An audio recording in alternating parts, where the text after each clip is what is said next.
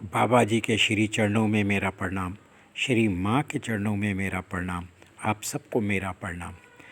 हाँ, इससे पहले कि लीलाएं शुरू करें, बाबा जी की एक ओरिजिनल क्लिप देखते हैं जिसमें बाबा जी बहुत नटखट तरीके से बता रहे हैं। सुनिए।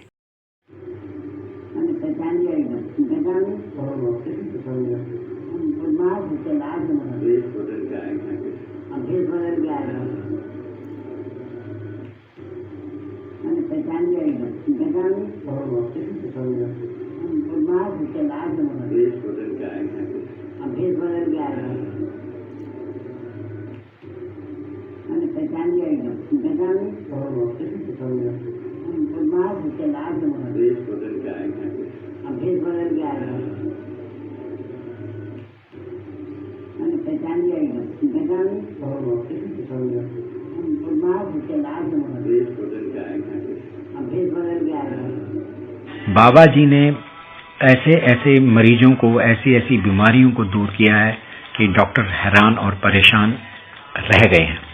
ये आपने कई वीडियोस में, पिछले वीडियोस में भी आपने देखा है। तो ऐसे ही मैं बताता हूं कि जब पेशेंट हैरान परेशान हो जाता है और डॉक्टर हाथ छोड़ देते हैं, तब बाबा जी की आशीर्वाद, बाबा जी की दुआएं काम आती हैं। ऐसे ही क्या हुआ, बाबा जी आरसी सोनी के घर आए हुए थे लखनऊ में। अच्छा, सूर्य नारायण मेहरोत्रा जो थे उनको पता चला कि बाबा जी सोनी जी के घर में आए, तो उन्होंने कई बार बाबा जी को फोन किया कि आप मेरे घर में आ जाइए, क्योंकि मेरी पत्नी ना बहुत हाई ब्लड प्रेशर से गुजर रही है। तो बाबा जी ने इग्नोर कर दिया। मेहरोत्रा जी ने फिर एक आदमी भी भेजा कि बाबा जी को लेके आओ। बाबा जी ने वो भी मना कर दिया, अनदेखा कर दिया। तो मेहरोत्रा जी खुद आए सोनी जी के घर में, काफी देर तक वहां पे बैठे रहे, उन्होंने खाना भी खाया, वहां पे बातचीत करते रहे। तो श्रीमती जो सोनी थी ना, वो मेहरोत्रा जी की वाइफ के लिए ना बहुत चिंतित थी। तो उन्होंने ना झेपते हुए बाबा जी को बोला, बाबा जी आप कृपा करके चले जाएं। बाबा जी मान गए। बाबा जी दयालु हैं, मान जाते हैं। बाबा जी गए तो वहां पे पता चला कि कई सारे डॉक्टर थे जो अपनी अलग अलग दवाइयों से उनको डायग्नोज कर रहे थे, पर कोई फर्क नहीं पड़ा।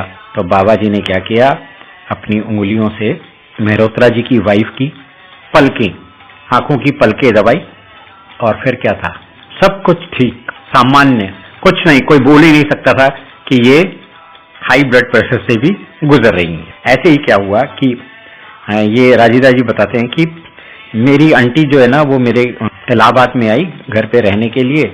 मेरे दो बेटे भी थे, और जो मेरा बड़ा बेटा था ना, वो ना बहुत ज्यादा ना बुखार से गुजर रहा था। तो मेरी जो आंटी आई थी, वो आई थी मकर संक्रांति में प्रयाग में स्नान करने के लिए। तो जब मेरी आंटी आ गई तो मैंने कहा चलो बाबा जी भी चर्च लेन में आए हुए हैं, तो मैं उनको शाम के टाइम चर्च लेन ले गया। तो जैसे ही बाबा जी ने मेरी आंटी को बोला, उन्होंने तपाक से बोला उनको कि तुम वापस चले जाओ।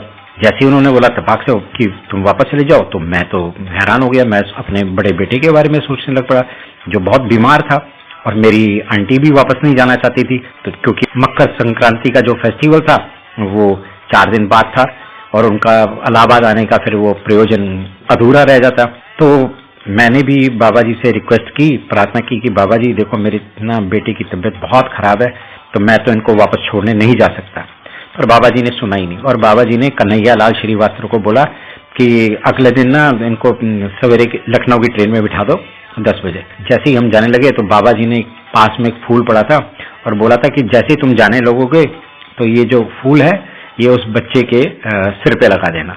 तो बिल्कुल वैसे ही किया। जैसे ही वो जाने लगी सवेरे, तो उन्होंने वो फूल जो था, मेरी आंटी ने वो मेरे बड़े बेटे के माथे पे लगा दिया और चले गई। और उस समय मेरे बेटे का जो बुखार था वो 105.5 डिग्री था। तो जैसे ही वो चली गई और उन्होंने वो फूल मेरे बेटे के माथे पे छुआ, तो बड़ा कमाल की बात हुई। कोई दवाई नहीं, कोई डॉक्टर नहीं, हर 1 घंटे के बाद 1-1 डिग्री बुखार कम होने लगा। और मेरे बेटे को पहले डॉक्टर ने ये भी बोला था कि इसको मम्प्स होंगे। वो मम्प्स होते हैं ना, जो छोटी माता होती है जो बच्चों की हो जाती है, वो होंगे। पर जैसे ही वो बाबा जी का फूल, चमत्कारी फूल, कुछ नहीं हुआ और वो शाम तक बिल्कुल ठीक हो। ये जो लीला है, ये भी बहुत कमाल की लीला है। वही बीमारी, बाबा जी बीमारियां ठीक कर देते हैं। 1972 में क्या हुआ, जीवन चंद्र गुरानी जी हल्द्वानी जाने के लिए वापस तैयार हुए। वृंदावन में थे, बाबा जी के दर्शन किए और जाने लगे तो बाबा जी ने उनको 2 फूल दे दिए। अब चंद्र जी ने वो रख लिए, पर उनको पता नहीं चला कि किस लिए दिए बाबा जी ने। तो वो आए और उन्होंने सीधा हल्द्वानी की टिकट ली, ट्रेन की टिकट ली और चल पड़े। पता नहीं फिर उनके दिमाग में क्या आया कि वो बरेली रुक गए। ट्रेन रुकी बरेली में, वो उतर गए कि मैं अपने जो रिश्तेदार हैं डॉक्टर A.D. भंडारी, उनसे भी मिल लूंगा। और जैसे वो भंडारी जी के घर में गए तो उनको पता चला संवर्धन रघुवंशी जो हैं, जो बाबा जी के बहुत भक्त हैं, उनकी माँ भी बहुत भक्त थी बाबा जी की।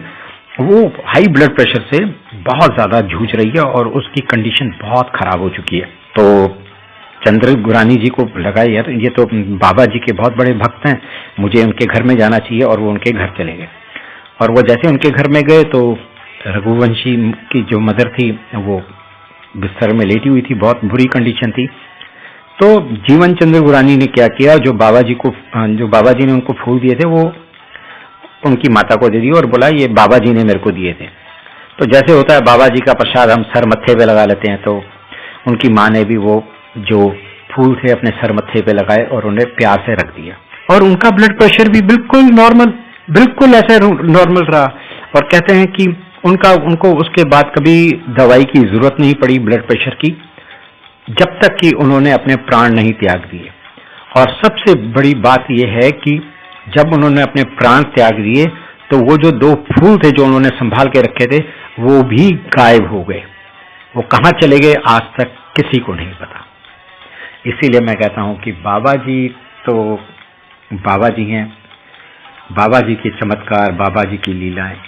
जय हो मेरे नीम करोली बाबा महाराज, सबका कल्याण करें। आपके श्री चरणों में मेरा प्रणाम, श्री माँ के चरणों में मेरा प्रणाम, आप सबको मेरा प्रणाम।